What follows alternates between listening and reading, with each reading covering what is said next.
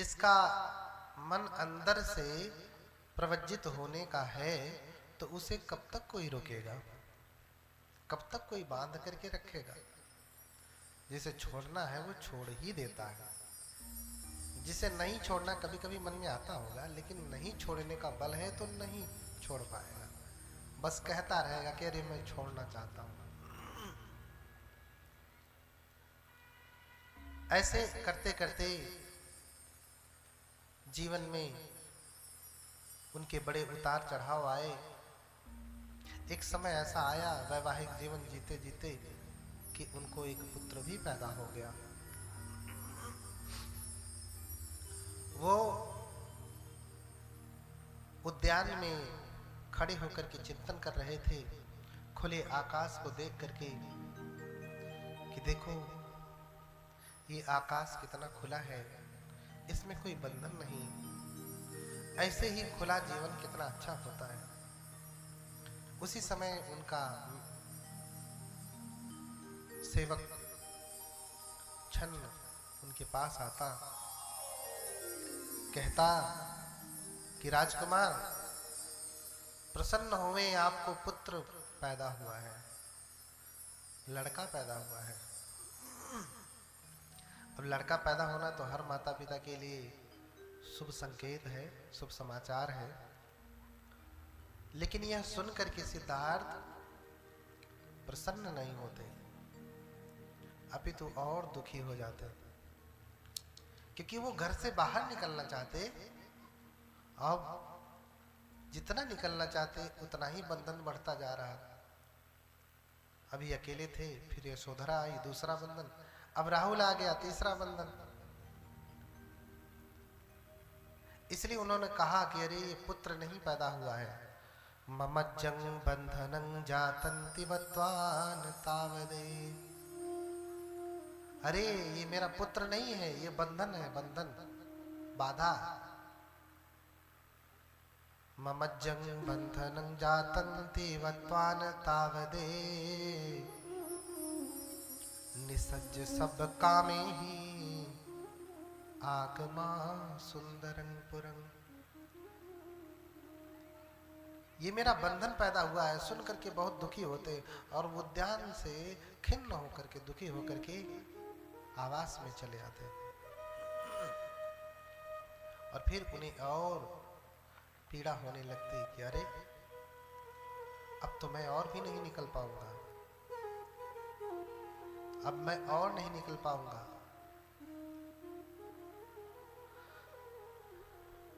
एक दिन समय बीतता गया। एक दिन अपने पिता से कहते हैं, चूंकि पिता ने 3 महल बनवाए थे ना, रम्य महल, सुरम्य महल, शुभ महल, महल से बाहर जाने की आजादी नहीं, इतना बड़ा बनवाया कि उसी महल में जो चाहो सो मिलेगा।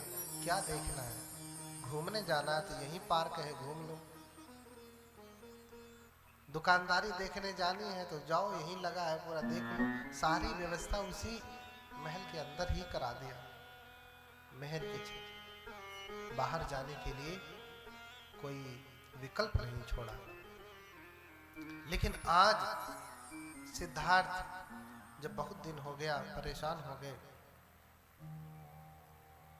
तो सोचते हैं कि मुझे नगर के बाहर जाकर के देखना चाहिए कि नगर के बाहर का जीवन कैसा है।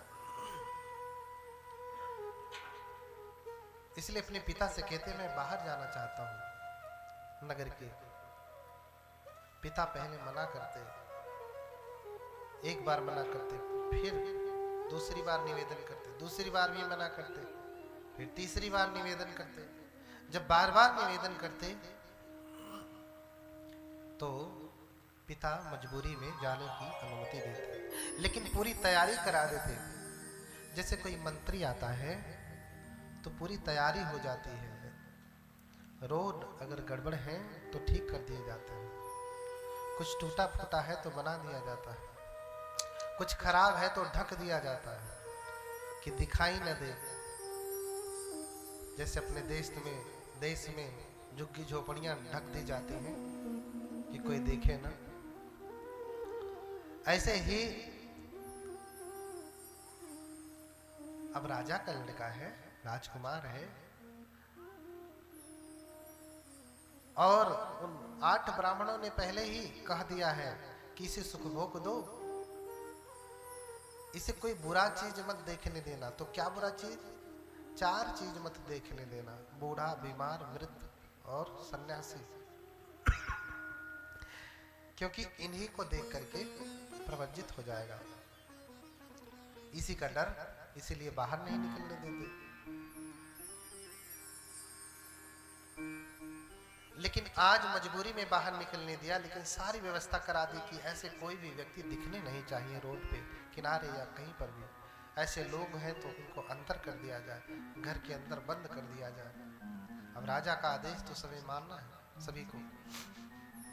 राजकुमार बाहर निकलते, छन्न के साथ रथ पे सवार होते, नगर के बाहर देखते कि सब कुछ बड़ा अच्छा चल रहा है, लोग बड़े खुशहाल हैं।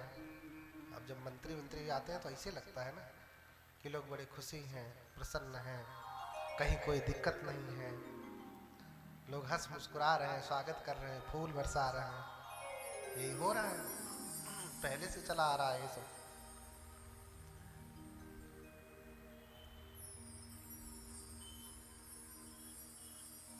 राजकुमार के समय में भी ऐसा हो रहा। देख करके सोच रहे हैं अरे ये तो सब कुछ अच्छा है, कुछ बढ़िया, सब जो है कुछ बुरा तो नहीं। लेकिन चलते जाते हैं, अचानक से एक वृद्ध दिखाई देता है, बूढ़ा,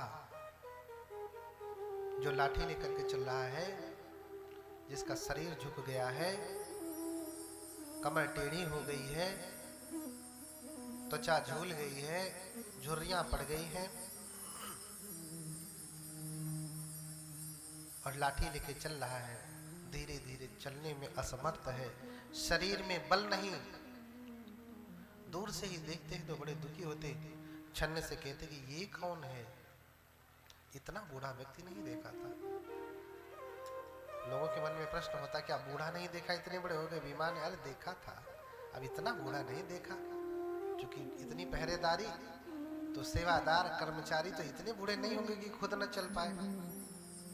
जाहिर सी बात, बूढ़े तो रहे होंगे लेकिन काम करने में सबल रहे होंगे, समर्थ रहे होंगे, उठने बैठने में।